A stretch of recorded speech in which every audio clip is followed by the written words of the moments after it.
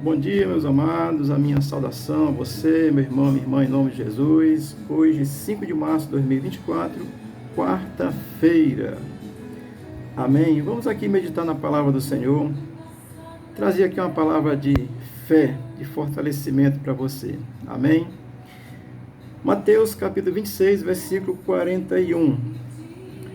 Diz assim a palavra do Senhor: Vigiai e orai, para que não entreis em tentação. O espírito, na verdade, está pronto, mas a carne é fraca. O contexto desse texto é onde Jesus tem estabelecido a nova aliança no seu sangue, e aí ele vai com seus discípulos ao Getsêmani, e o Getsêmani é o lugar da sua angústia, onde ele vai, assim, expressar toda a sua angústia, porque ele sabia que ali ia ser preso, ia ser humilhado, açoitado, ia ser levado ao Gólgota, crucificado, claro, consequentemente ressuscitado. Ele sabia de tudo isso, mas a crucificação era uma coisa angustiante, e Jesus está no Gólgota nesse momento, e ele usa isso aqui também para nos ensinar. Amém? Porque Jesus passou ali uma grande tentação, tá certo? E o texto começa dizendo: vigiai e orai. Vigiar é estar atento aos fatos que podem nos acontecer, nos cercar no dia a dia, como cristão, como crente. Tem coisa aí que vai nos acontecer. Então Jesus está dizendo aqui: esteja vigilante, esteja atento. Pode ser no âmbito físico, material, pode ser no âmbito espiritual. Estejamos atentos, porque estejamos vigilantes, tá certo? Porque assim, a nossa fé pode ser confrontada a qualquer hora, tá certo? E ele vai dizer: e orai. Orar é manter um estado de contato com Deus através de súplicas, de orações, apresentando a Deus realmente a nossa necessidade, as nossas tentações que porventura possam surgir. Jesus está aqui diante de um fato que é uma verdadeira calamidade. Ele vai ser crucificado, apanhar aí até não aguentar mais, tá certo? Então, ele está diante de uma virtude, de uma condição muito grandiosa, e ele precisa estar assim, usufruindo dessa virtude da oração, que é buscar essa presença de Deus. Amém? Os discípulos aqui, eles nem imaginavam o que iria acontecer de fato. Eles tinham uma noção, né? Mas estavam esperando ali que um reino fosse estabelecido, e agora Cristo ia para a cruz, né? Então você imagine o que ia acontecer, o que iria passar pela cabeça dos discípulos. Então Jesus está aqui dizendo que estejam vigilantes e orai. Muitas coisas aí vão acontecer. Isso vale para nós hoje, tá certo? O cristão esteja aí vigilante, orando. Nós estamos aí num sistema mundano que é muito complicado, e esteja aí atento. Ninguém sabe o que pode acontecer. Nesse momento aqui era a prisão, a crucificação de Jesus, tudo aquilo que ocorreu. Então Jesus está orando, tá certo? E o texto vai continuar dizendo: para que não entreis em tentação. A tentação aqui é a tentação de negar a Cristo na provação, tá certo? Jesus estava ali, ele sabia a angústia que ele estava passando, sabia tudo, mas assim, está nos ensinando para que nós não possamos assim, na provação, naquilo de ser provado por alguma situação, correr o risco de ser tentado a negar a Jesus, negar a fé, abrir a mão da fé em Cristo, tá certo? Às vezes tentado aí por uma lisonja, né, do mal, com um falso cristianismo, ser tentado levar por ele. Estou associando aqui a atualidade, tá certo? Existe um cristianismo da facilidade, você ser tentado a negar a Cristo por essas facilidades, e que eu vou dizer assim, que o evangelho progressista apresenta. Nós podemos, Jesus, não ser tentado, não deixe ser tentado ao ponto de negar a Cristo, tá certo? Porque os discípulos estavam ali, sabia que Cristo era o Messias prometido, mas aquilo estava ali uma mente difusa naquele momento, certamente tentando entender. Jesus disse que veio estabelecer um reino e agora vai morrer, que negócio é esse? Então isso causa certamente um impacto muito grande, uma tentação, e Jesus está ali dizendo: olha, vai acontecer muita coisa ainda, vocês não entrem nas tentações, não corram o risco de negar a fé, de abrir mão, tá certo? Eles não tinham compreendido totalmente a questão da ressurreição, a questão desse reino que é espiritual. Hoje nós já entendemos, graças a Deus, o Espírito de Deus já veio, está aí presente no que crê na igreja, e quem crê, e já revelou isso muito claramente. Os discípulos estavam ali ainda sem uma compreensão, portanto Jesus está ensinando assim, para que não entreis em tentação, assim, a tentação de negar a Cristo, que é a coisa mais preciosa essa, é não negar a Cristo em meio às tentações, tá certo? Deixa eu ler um texto aqui em Mateus, também, capítulo 26, versículo 28, que próprio Jesus diz assim: então lhes disse, Jesus lhes disse, tá certo?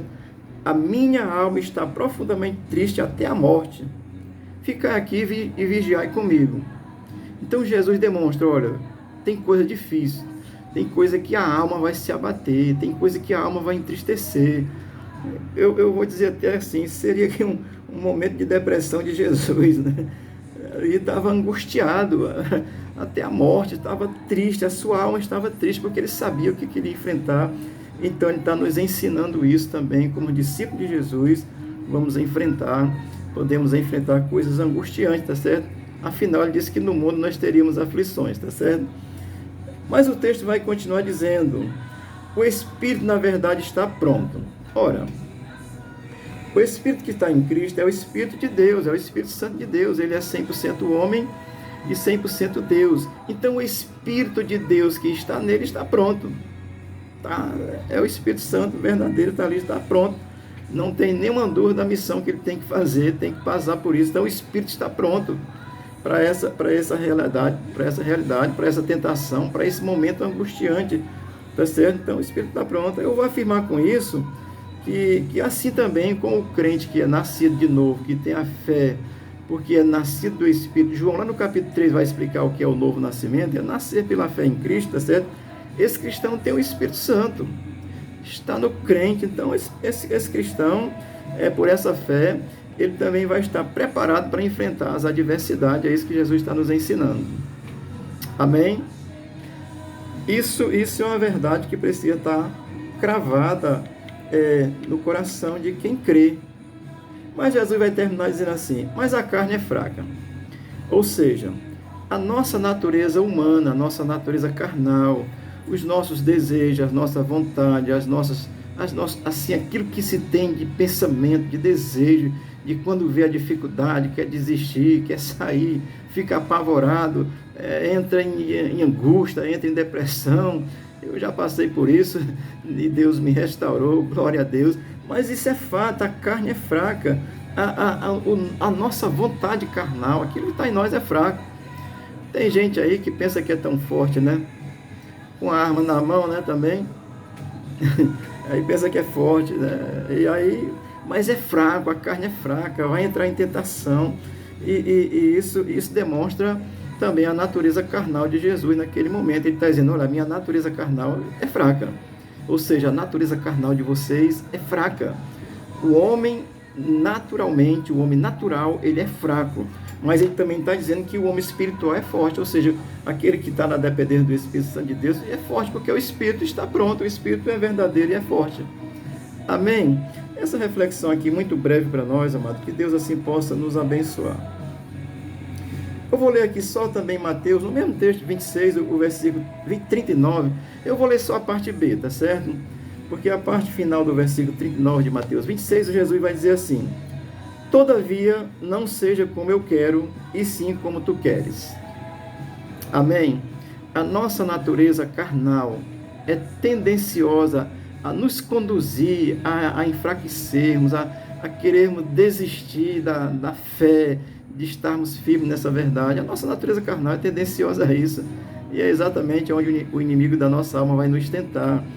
Mas aí o cristão, assim como o Cristo está ensinando, ele era o Cristo, mas ali ele estava falando como homem, humanamente, dizendo assim, que não seja como a minha natureza humana quer, mas que seja como o Deus eterno quer. Isso não é conformismo não, tá certo? Mas o cristão, ele precisa entender e buscar essa compreensão de que quando nós passarmos por alguma tentação, que ela é externa, ela vem de fora para dentro, tá certo?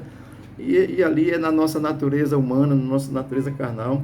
Quando nós formos tentados na nossa natureza carnal, devemos procurar discernir, eu vou dizer até assim, discernir se essa prova vem de Deus, porque Deus não tenta não, a tentação é do diabo, ele tenta, e nós repreendemos em nome de Jesus. Mas assim, quando uma provação vem, nós precisamos discernir se essa provação é de Deus, porque se essa provação for de Deus, nós vamos ter que passar por ela.